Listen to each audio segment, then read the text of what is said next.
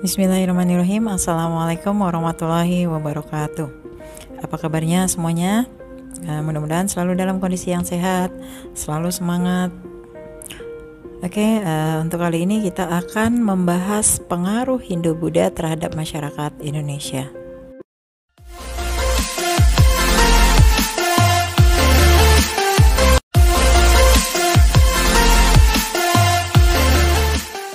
Kenal bagaimana pengaruh Hindu-Buddha di Indonesia.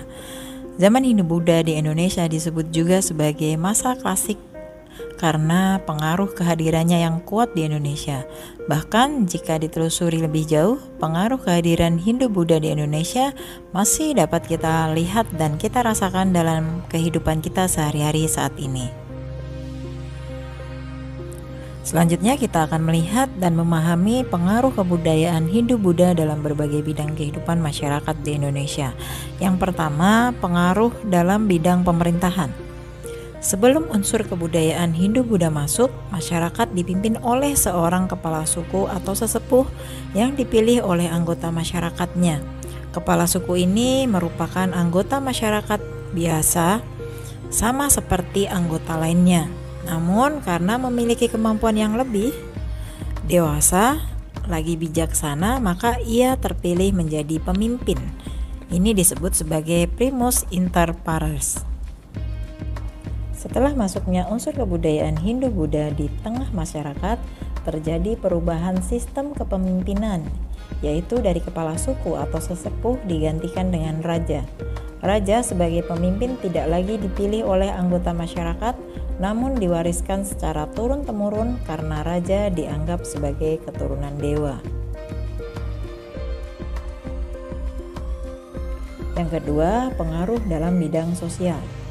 Sebelum masuk kebudayaan Hindu-Buddha di Indonesia, semua anggota masyarakat memiliki tingkatan atau kelas yang sama antara satu dengan yang lainnya. Setelah kebudayaan Hindu-Buddha masuk, mulai diperkenalkan sistem kasta atau pembedaan kelas di dalam masyarakat. Kasta tertinggi hingga terendah masing-masing adalah Brahmana, Ksatria, Waisya, dan Sudra. Yang ketiga, pengaruh dalam bidang ekonomi. Sejak terbentuknya jalur perdagangan laut India-Cina, perekonomian di Kepulauan Indonesia berkembang pesat. Sementara mendapatkan waktu yang baik untuk melanjutkan pelayaran, kapal-kapal dagang dari India dan Cina yang singgah turun menambah persediaan makanan, memesan penginapan, serta melakukan perdagangan, sehingga muncul pusat-pusat perdagangan yang berkembang menjadi pusat kerajaan. Kemudian yang keempat, pengaruh dalam bidang agama. Semula, masyarakat menganut kepercayaan animisme dan dinamisme. Seiring berkembangnya pusat-pusat penyebaran Hindu-Buddha dan pusat-pusat kerajaan di Indonesia, banyak masyarakat yang menganut agama Hindu atau Buddha.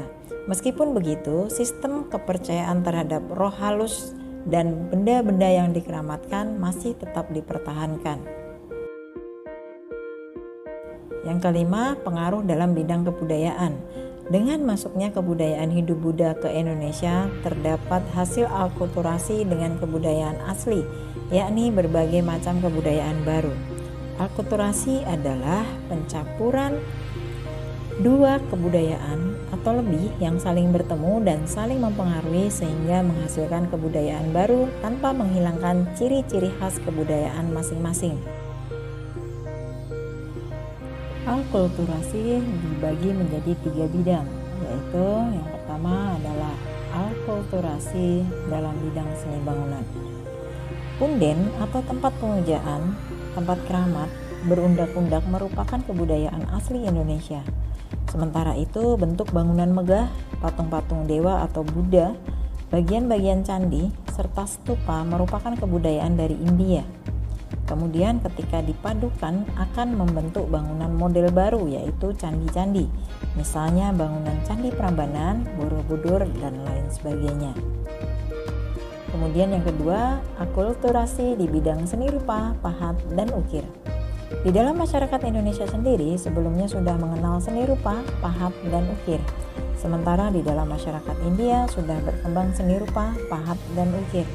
Kemudian ketika dipadukan berbentuk pahatan-pahatan relief di dalam candi, misalnya pahatan di dinding Candi Borobudur yang menceritakan riwayat Sang Buddha dengan latar pemandangan alam Indonesia berupa rumah panggung dan burung merpati. Yang ketiga, akulturasi di bidang sastra dan bahasa. Pertunjukan wayang kulit dan penggunaan bahasa Polinesia Melayu merupakan kebudayaan asli Indonesia. Sementara kitab sastra Ramayana dan Mahabharata, penggunaan bahasa Sanskerta, huruf-huruf Pallawa, Pranagari, dan Dewanagari merupakan budaya India. Kemudian setelah berpadu, lahir pujangga asal Indonesia yang menghasilkan kitab-kitab menggunakan bahasa Sanskerta dan huruf Pallawa, seperti kitab Sutasoma oleh Empu Tantular, kitab Negara Kertagama oleh Empu Prapanca, dan kitab Arjuna Wiwaha oleh Empu Kanwa. Serta lahir seni pertunjukan wayang yang menceritakan kisah Mahabharata dan Ramayana. Demikian tadi materi tentang pengaruh budaya Hindu-Buddha di masyarakat Indonesia. Mudah-mudahan materi ini bisa dimengerti dan menambah wawasan kita. Kita ketemu lagi di video berikutnya. Wassalamualaikum warahmatullahi wabarakatuh.